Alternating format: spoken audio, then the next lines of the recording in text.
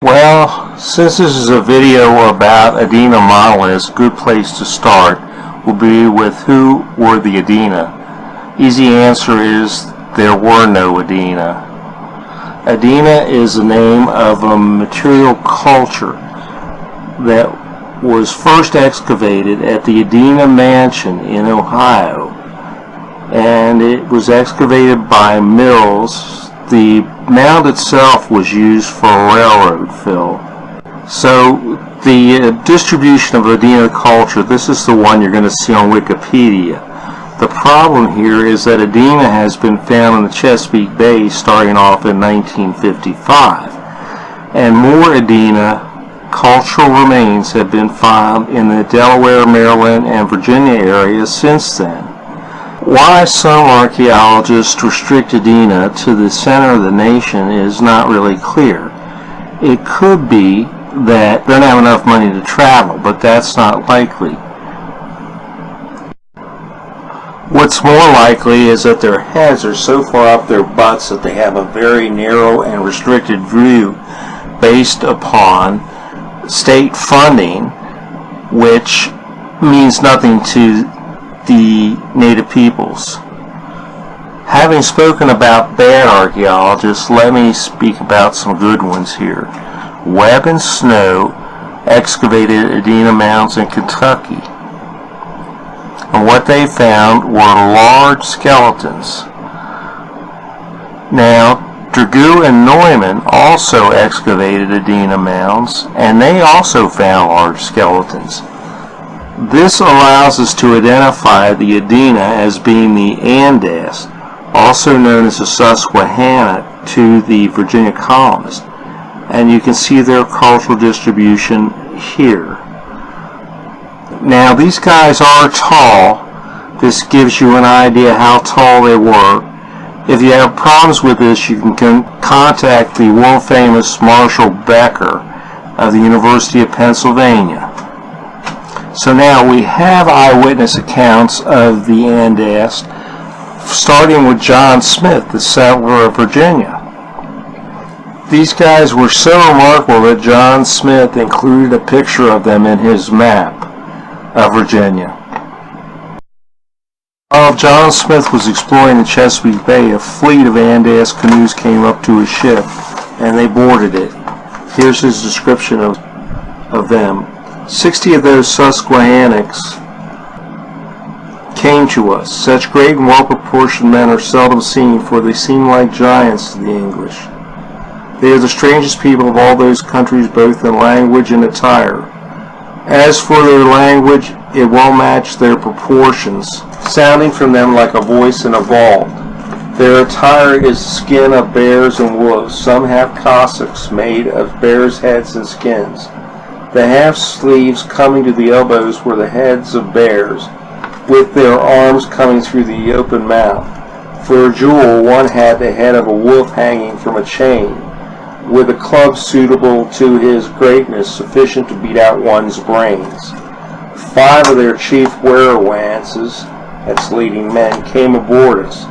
Of the greatest of them, his hair, the one side was long and the other shorn close, with a ridge over his crown like a cock's comb, the calf of whose leg was 3/4 of a yard around, and all the rest of his limbs so comparable to that proportion that he seemed the godliest man we had ever beheld.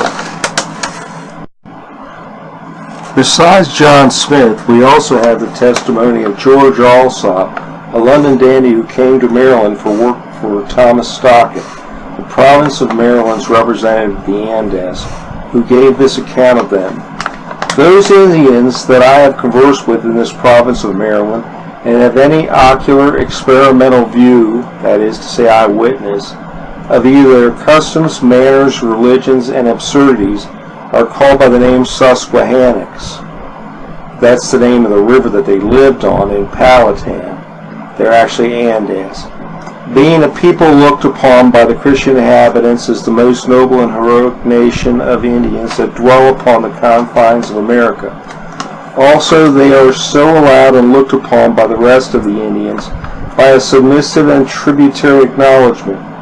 Being a people cast into the mold of a most large and warlike deportment, the men for the most part being 7 foot in height, with the magnitude and bulk suitable to so high a pitch. Their voice is large and hollow, as ascending out of a cave. Their gait and behavior is straight, stately, and majestic, treading upon the earth with as much pride, contempt, and disdain to so sordid a sinner as can be imagined from a creature derived from the same mold and earth. Now, besides the testimony of George Alsop, we also have that of Augustine Herman. He left us a wonderful map of the area, and it has some important notes upon it. First off, he shows us a picture of the Andes village during the time that he was there. And you can see it over here on the right side of this image. It also shows us an image of a Susquehannock canoe, dugout canoe. Now, the Susquehanna had been raiding up and down the bay on the Patuxent, who later became the Piscataway, the Occoquan, and Conoy. In one of his notes, he says that the Andes aligned with the Seneca to destroy the Erie Nation, which is quite remarkable. Finally, the Andes have the distinction of being the first people genocidally exterminated by the Jamestown colonists. That occurred in the region of Washington, D.C. And this is probably why so little is known about the Andes today.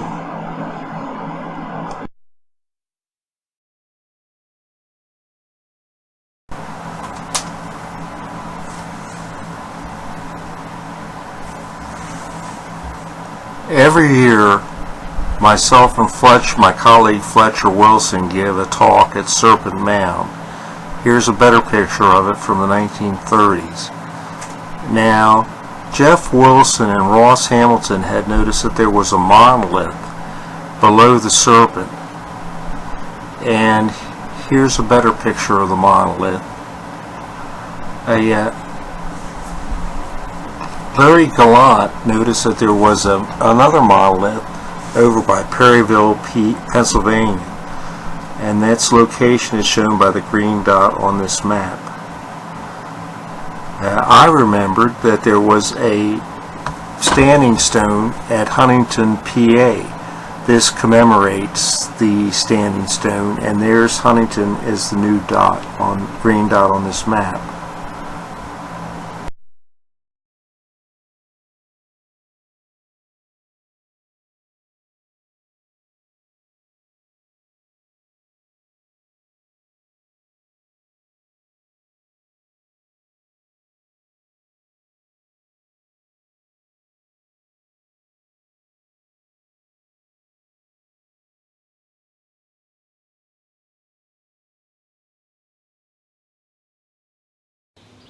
Okay, this is the stone pile here at Mound Cross, or Charlton Cross.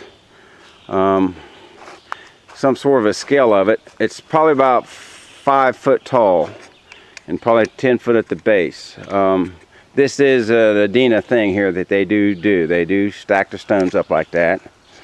So, and here's, see if I can get this 4x4 post in here. Yeah, see that? So you see that post there, there's a ground right there, and right there's that big pile of stone. Now that could have came off of here when they cleared that, but it's an Adena thing to stack up stones like that. There's nothing underneath there. So a couple years ago, someone came up in here and threw all these rocks off of here, and tried to get down to the center, thinking maybe, I don't know what they was looking for, maybe a crystal skull or something, maybe from Ancient Aliens. Okay. I guess that didn't record. But right down up here, let me get this up here again. Right here is the cross. You can see the edges right there. Right there's the center. It's about 10 foot circle around hole. You come right straight down over here, right straight down over there,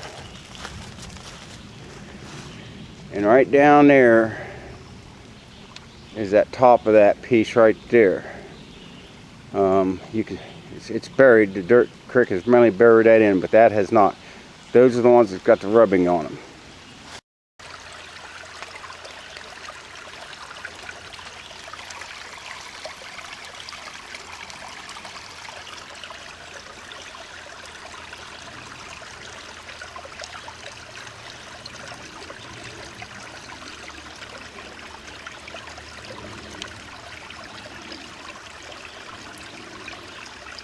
These are what's could be water, but it more looks like what is called grinding marks. It's left when you grind on the face of a stone to flatten it out. And this over here, as you can see, is the same thickness as this one is over here. And whether that was in two parts. Now see, most of the sandstone that breaks off here breaks off jagged. No smooth edges to it or anything like that. And if they do break off, they're very smooth. But you can see this sandstone here is of a different kind than this one here and that one there. It's not this. And most of this stuff around here breaks off in real small chunks. It's not. See how this just shell here, a little bit of sandstone. Most of them are around like this. This was formed. I believe this is the other part to it here. It's covered up. I'd like to dig it up, but I'm not going. I really can't. And right up there between them trees is the cross, right up there above it. So if they threw it down, it would have ended up down here.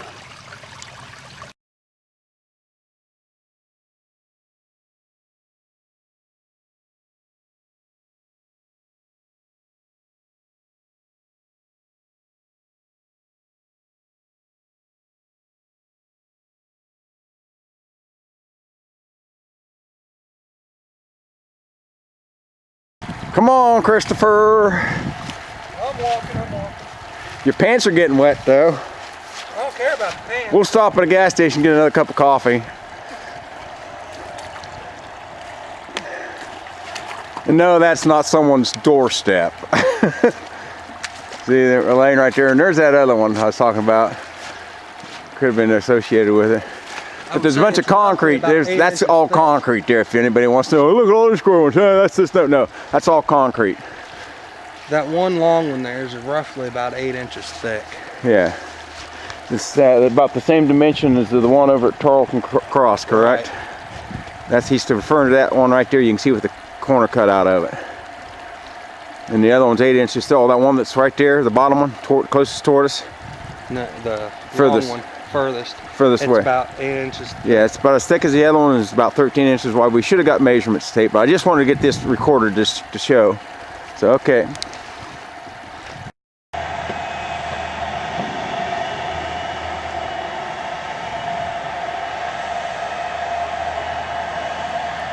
Okay, see this here? This is up on the bridge. This is on the other side. People will say, well, that stone down there is part of this rubble up here. It just got washed down. See that? If you can see that, I'm not going to see that. You can see the tooling mark on that all over the place. You can see it. It's nice square. It's tooling mark. There's tooling marks on it. I can see it from here. Same with that piece. Same with that one. Same with that one. You can see tooling marks on them. That down there's got tooling. That's a piece of concrete, by the way. And even over here, that one right down there.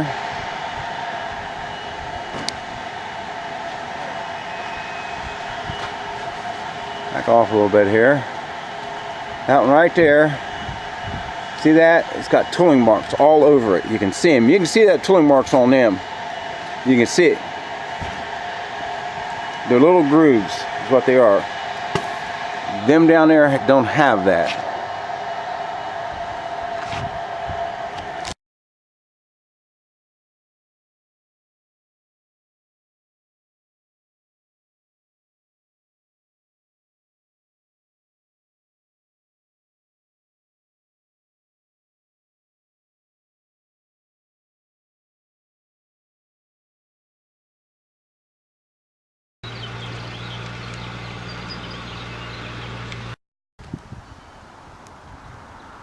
Okay, Ed, here we go.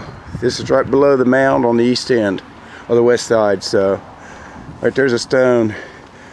Problem is it's about the same thickness as the other ones.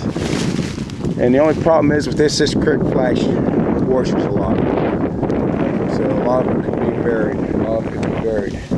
Because you can see there the sediment and stuff. But that's one there.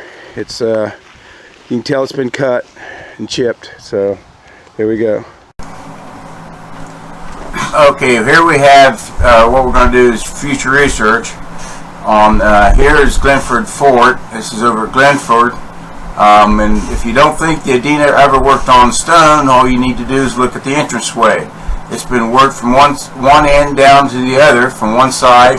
You can see here looking up, and then you can see it looking down into the entranceway. And then also what we have was the Adena was a big, large stone mound that has been worked on since the 1860s. And here is where they actually did excavation on and took the stone and took it over the Birch Creek. This here is the Saltville, the Saltville monolith, and you can see the petroglyphs at the bottom of it. And this is on the Wabash River here. Here we have the fish ware that they made, and you can see the worked stone down here at the bottom of the picture. Okay, it's likely that the Adena also modified natural stones. You can see this stone on the Keweenaw Peninsula, this glacial erratic in Missouri, and finally the granddaddy of them all, this monolith behind the railroad bridge at Draper's Meadow on the ford between the New and the Roanoke rivers.